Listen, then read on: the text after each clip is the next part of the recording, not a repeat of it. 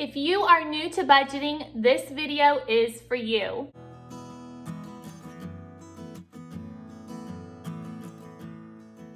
Hi everyone, I'm Amy with Eating Healthy, Spending Less. And this video I am making for people who are new to budgeting that are wanting to save money on groceries but not quite sure where to start. That is what I want to talk to you about in this week's video. So if you've created a budget, congratulations, it's so fun to start budgeting. And the reason why I say the word fun is because it's freeing.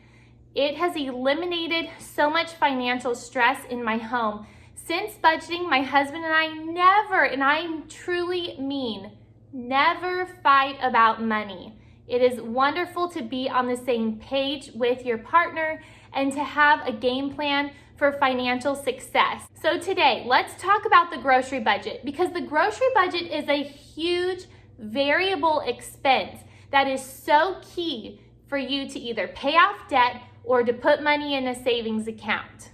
I do have an article explaining so much more detail about coming up with the best grocery budget for your family. So I will leave a link to that article in the description box below.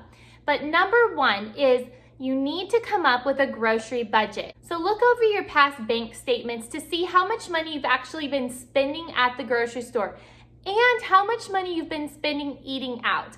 Now, for our family personally, we don't have an eating out budget because we don't really enjoy eating out all that much. My husband and I do have a date night fund that I put about $100 in a month where we can go out to eat, but it's pretty minimal. We don't really eat out with the kids unless we have some extra money somewhere. But the funny thing is when we do eat out, someone at the table always says, I wish we were eating at home because home food is better. Because it is, because we use fresh ingredients and we make delicious food in this house. So creating that grocery budget for you is going to be so essential in sticking with this plan of budgeting. The grocery budget can totally keep you on track or completely derail you from hitting your financial goals. Whatever you come up with for your grocery budget for this month, I want you to add at least $50 or $100 to that budget. Because when we start budgeting, we get these like blinders on where we think we're going to be able to stick to this really low grocery budget and hit these really high financial goals. But the first 3 months of budgeting, when you've never done it before, are the most difficult months to budget. And once you get through that 3 months, then you can reevaluate your grocery budget. I change my grocery budget all the time. It really is nothing that you have to stick with the same number budget every single month. Reevaluate where you are in your season of life. So for us in the summer, I always lower our grocery budget. In the winter, when I have my fall-winter garden, I'm able to lower my grocery budget again. There are seasons where I need to up it and seasons where I can lower it. If you are just starting out and you've never budgeted before, I would recommend budgeting between $40 and $50 per person per week. And that should give you a pretty good idea of where you should start. Now for my family, we do about $25 to $30 per person per week. I have lowered it multiple times lower than that. So when we were really gung-ho focused on paying off debt, then we actually lowered our grocery budget to about $500 per month. What I really want you to do this month is win. I want you to have a great first month of winning, and I want your grocery budget to be successful for you. And come up with a grocery budget that you're actually going to succeed with. Number 2 is you need to pull cash. If you're not going to pull cash for any other category, you have to do it for groceries, at least for the first couple of months. The reason is you are going to love having cash. Now, you can always redeposit the cash if you choose to do an online Instacart or Walmart grocery pickup. But for the first month or 2, I want you to pull cash because I want you to see where the cash is going that you're using for groceries. It is so easy to get caught up in these little midweek trips to the grocery store, picking up this little item here and there, and then your money just starts dwindling, and before you know it, you're gonna get to the end of the month and you're not gonna have any money for grocery shopping. This is what I love. So typically there are 4 weeks in a month, so I am breaking up my grocery budget into 4 weeks of groceries. Now, this is the best part. At the end of the month, you're going to have this, and it's gonna be week 4, and you're gonna have money to spend on groceries, and you're gonna be so happy that you did this because now you know for sure that you have grocery money to get you through the whole month. Now, one fun thing that I like to do with my grocery money is I like to break it up. So $600 a month, but I only wanna spend 100 of that per month. That's just what I do. You don't have to do this because I like to have this extra little stash of cash, about $200 a month, to buy bulk foods. These are items that I can buy in 25-pound bags that we are plowing through all the time. What are ingredients that you are always buying every single month or every single week? For us, it's oats, it's flour, it's salt, it's sugar, not really sugar, it's more like honey or pure maple syrup. Think of all those ingredients that you're always buying. That's what this is for, because you can buy them in bulk for cheaper, whether you're shopping at Costco or as your standard, which is my personal favorite. So I like to do this. It's totally optional. You don't have to do this. You could just shop week by week and you would be fine. But break up your grocery budget into the 4 weeks. You are going to succeed. You're going to have grocery money, and it's just going to feel so good at the end of the month to have that last week of cash to use to buy groceries. And then you don't have to worry about going over your grocery budget because you're gonna stick to it. I'm gonna tell you right now how to not go over your grocery budget each week. Also, if you're interested in these envelopes, I will put a link for these below. I've had these for 5 years. They hold up amazingly well, and I have a free printable where you can print labels for all of your cash envelopes if you want to do that. I'll put all the links for you below. You're not gonna like me for this one, but I promise it works. Number 3 is meal planning.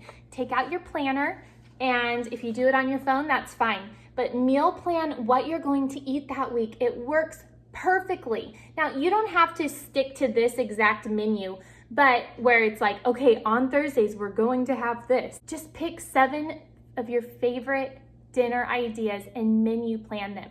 I like to also look through my planner from past months. That's actually how I menu plan the best, is just looking through past months and then going, oh, I remember that. That was so good. Oh, that was so easy on that busy night. And then I just am constantly rotating the different meals that we eat on a consistent basis. I also have a recipe keeper binder that is packed full of helpful sheets where you can easily menu plan, easily grocery shop. I will put a link to my recipe keeper for you below. It's amazing. One of my favorite ways to menu plan is to go to the library and check out cookbooks. I love checking out cookbooks. They give me such great ideas that I can run with. And then when I find a favorite recipe, I take a picture of it on my phone and print it out for my recipe keeper. And then I use my recipe keeper also to help me menu plan based on our favorite recipes that we love to eat on a consistent basis.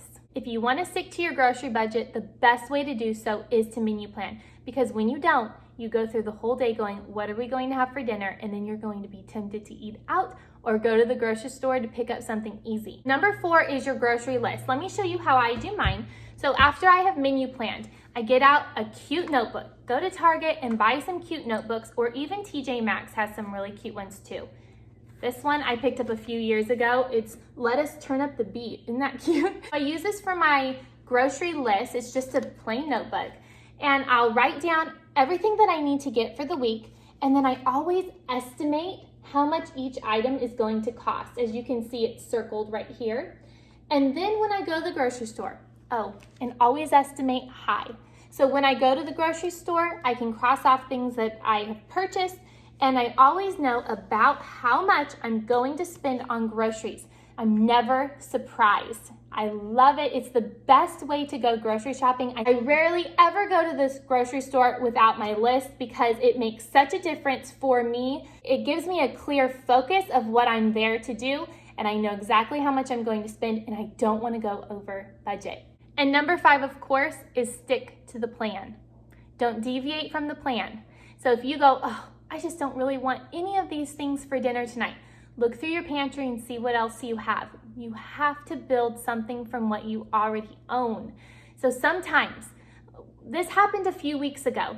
It was spaghetti and meatballs for dinner. They were like lentil balls, and I thought, man, I just don't really want that tonight.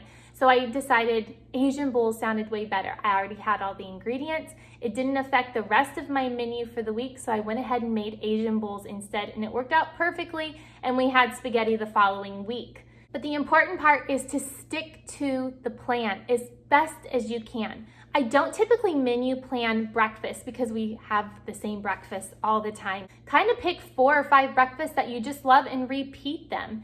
Lunches are something that I definitely like to menu plan during the school year, but I don't do it when the kids are home with me because we eat a lot of leftovers at lunch. But dinner is something that we always menu plan for because that is actually where you can really hurt your budget, is with dinner if you don't menu plan. And I know it's just one of those things that you just have to decide to do. Just be diligent and focused, and you have goals. That's what I love, is that I always have these financial goals that I'm always striving and pushing for. And so I never want to deviate from the plan because I have just my blinders on and I am totally focused on hitting my financial goals. So if you are new to budgeting, I'm so excited for you. It is just a game changer. It's life-giving, it's purposeful, and it just makes your money go in places you've never thought possible. I never thought I could have the savings account that we have. I never thought I could pay for vacations with cash. Never thought that I wouldn't fight with my husband about money, honestly, because our early marriage years were just spent wasting so much time arguing about our finances, and I'm just so glad that we're not there anymore. If you are new to my channel, I am so glad that you're here. I love making you all YouTube videos about handcrafted recipes using fresh ingredients in everyday living. Don't forget, this girl is on a budget. I love being on a budget, and I hope that you love it too. Like this video and subscribe so I can see you in my next video. Bye-bye.